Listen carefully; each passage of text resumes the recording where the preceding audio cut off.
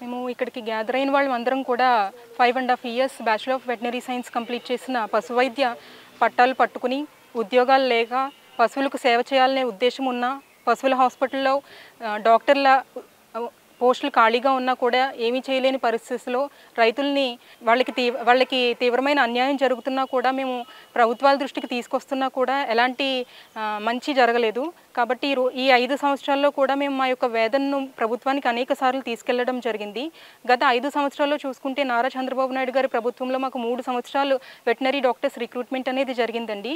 అదేవిధంగా అదే టైంలో మేము ఒక 2 సార్లు స్ట్రైక్ చేయడం జరిగింది. అప్పుడు ప్రతిపక్ష నేతగా ఉన్న జగన్మోహన్ రెడ్డి గారు మా యొక్క స్థావరాలకు వచ్చి మేము చేస్తున్న స్ట్రైక్కి మనకి రాబోయే ప్రభుత్వం రైతు ప్రభుత్వం, మనం రైతులకు కావాల్సిన అన్నీ చేస్తాము అని చెప్పి హామీలు ఇచ్చి మా స్ట్రైకులను తాత్కాలికంగా ముగింపు చేశారు.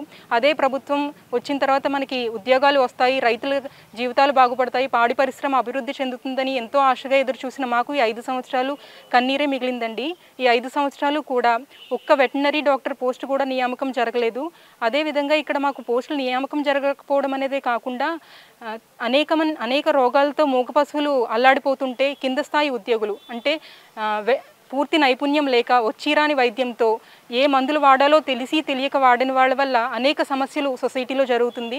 ఇది చేప కింద నీరులాగా స్ప్రెడ్ అవుతూ ఉంటుంది. దీని గురించి మేము ఎన్నోసార్లు రిప్రజెంటేషన్ ఇవ్వడం జరిగింది. సరైన మందులు వాడకపోవడంతో అవన్నీ మనం రోజు ఉపయోగించే ఉత్పత్తులు, చిన్న పిల్లల దగ్గర నుంచి పాలిచ్చే తల్లుల వరకు కూడా అనేక మంది ఈ పాలు ఉత్పత్తులు, పెరుగు ఇలాంటి వాటి మీద ఆధారపడి ఉంటారు. అలాంటి నిత్యం తీసుకునే ఉత్పత్తులు అడల్టరేట్ అయిపోతూ ఉన్నాయి. వీటి వల్ల రాబోయే తరాలు ఇమ్యూనిటీని కోల్పోతాయి. కొత్త జబ్బులు వచ్చినా కూడా వాటిని ఎదుర్కొనే స్థాయిలో ఉండవు. ఇది సొసైటీకి చాలా నష్టాన్ని అయితే తీసుకొస్తుంది.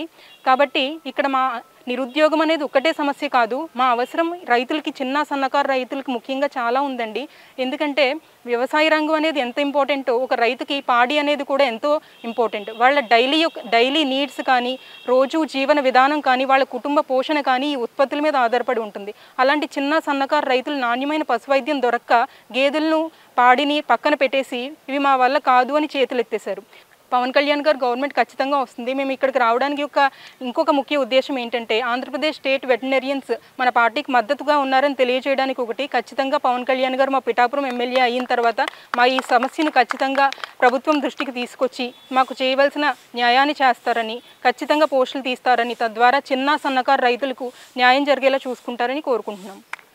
ఇది తిరుపతి వెటనరీ యూనివర్సిటీలో మేము మా హామీలు నెరవేర్చమని మేము ఒక 45 రోజులు స్ట్రైక్ చేశామండి. అప్పుడు మా స్ట్రైక్కి సపోర్ట్గా చాలామంది లీడర్స్ వచ్చారు. అప్పటి పశుసంవర్ధక శాఖ మంత్రి సిద్దిల అప్పలరాజు గారు కూడా మా యొక్క స్థావరానికి వచ్చి మీ సమస్యలను మేము 10 రోజుల్లో నెరవేరుస్తాము, స్ట్రైక్ని వెంటనే విరమించండి అని మాకు చెప్పడంతో మేము ఆయన మాటకు కట్టుబడి వెంటనే విరమించాం సార్. కానీ ఎన్ని రోజులైనా కూడా, సంవత్సరాలు కూడా గడిచాయి కానీ వాళ్ళ నుంచి ఎలాంటి స్పందన లేదు. పైపచ్చు మేము మళ్ళీ వాళ్ళని కలవడానికి వెళ్ళినప్పుడు వెటనరీ డాక్టర్స్ రిక్రూట్మెంట్ అనేది, ఇది సజ్జల రామకృష్ణారెడ్డి గారిని కలిసిన ఫోటో అండి, వెటనరీ డాక్టర్స్ రిక్రూట్మెంట్ అనేది మా పాలసీలోనే లేదు అని డైరెక్ట్గా కూడా చెప్పారు సార్. ఇది డాక్టర్స్ లేకుండా ట్రీట్మెంట్ అనేది ఎలా జరుగుతుంది అనేది అది పాలసీకి ఏ విధంగా కరెక్ట్ అని మేము అడుగుతున్నాము. పాలసీకి విరుద్ధమైన పని అని మేము ఇది గట్టిగా చెప్తాము. సీఎం సార్ హామీ నెరవేర్చండి అని మా నిరుద్యోగ పశువైద్యులు, పట్టభద్రులు నిరసన తెలియజేసిన ఎన్నో సందర్భాలు మీడియాలో కవర్ చేయడం జరిగిందండి. ఎన్ని సంవత్సరాల నుంచి మా యొక్క ఘోషను ఎవరూ వినలేదు. రైతులు పడుతున్న బాధల్ని వాళ్ళ దృష్టికి తీసుకొచ్చినా కూడా ఎవరు పట్టించుకున్నట్టుగా పబ్బం గడిపేశారండి.